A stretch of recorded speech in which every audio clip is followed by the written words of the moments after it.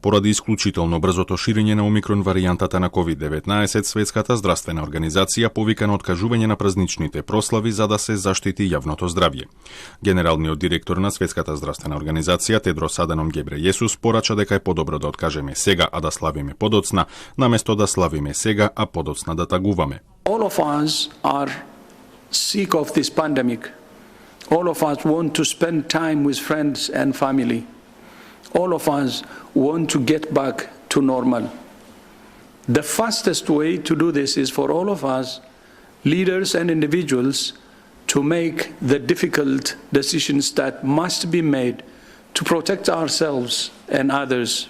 Повеќе држави веќе преземаат чекори за ограничување на ширењето на новата варијанта, воведувајќи нови рестриктивни мерки и забрани за патување. Американскиот центар за контрола на заразни болести соопшти дека Омикрон веќе е доминантна варијанта на COVID-19 во САД, сочинувајќи дури 73% од регистрираните новозаболени.